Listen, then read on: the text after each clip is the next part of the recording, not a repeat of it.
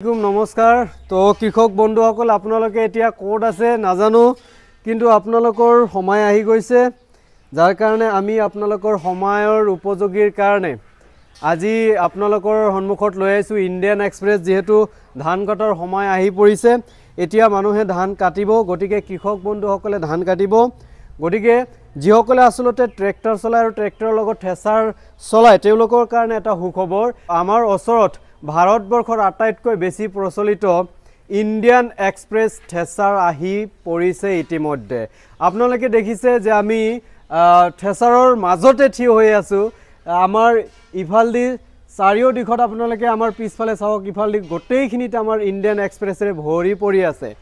আপোনালোকে 9 পাংখা আৰু 10 পাংখাৰ ইণ্ডিয়ান এক্সপ্ৰেছ ঠেছাৰ পাব আপোনালোকে যদি আমাৰ ইয়াৰ পৰা লয় আমি অতি কম মূল্যত আমি এই ঠেছাৰবোৰ বিক্ৰী কৰি দিম আপোনালোকৰ সুবিধাৰ্থে এটা কথা জনাও যে আপোনালোকৰ যদি কোনো ধৰণৰ এই ঠেছাৰটো লোৱাৰ পিছত অসুবিধাৰ সন্মুখীন হয় তেনেহলে আপোনালোকে আমাক এবাৰ জনাই দিবা আমি সেই অসুবিধাখিনি সম্পূৰ্ণ ফ্ৰী সাৰ্ভিস দি দিম আপোনালোকে দেখিছে যে আমাৰ ওচৰত বিভিন্ন কালাৰৰ ঠেছাৰবোৰ ইতিমধ্যে আহি উপস্থিত হৈছে আৰু আমি ইয়াতে ষ্টক কৰিছো গটিকে अवेलेबल আছে আপোনাৰ red colour orange colour green colour আপোনাৰ যেটো পছন্দ হয় হেতুৱে লব পাৰিব আমাৰ অসমৰ বিভিন্ন প্ৰান্তৰ পৰা আহি লৈ গৈ আছে আমাৰ অসমৰ সকলো জিলাৰ পৰা যেনেকুৱা তিনিচকিয়া ডিব্ৰুগড় শিৱসাগৰ চৰাইদেউ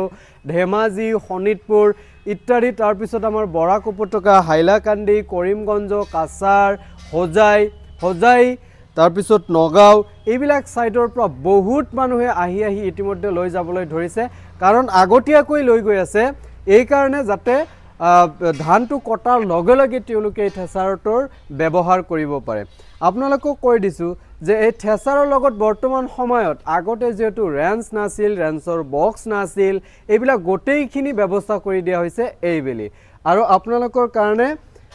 এই ঠেছাৰটো সম্পূৰ্ণৰূপে উন্নত মানৰ বাবে উন্নত মান কৰি উন্নত প্ৰযুক্তি বিদ্যা প্ৰয়োগ কৰি আসলতে প্ৰয়োগ কৰা হৈছে আৰু বিশেষকৈ কিছুমানে কয় যে ঠেছাৰটো ফাইনান্সত দিয়া হয় নেকি ফাইনান্সত দিয়া নহয় দাদা ফাইনান্সত আসলতে দিয়া নহয় আমাৰ পৰা হ্যান্ড টু হ্যান্ড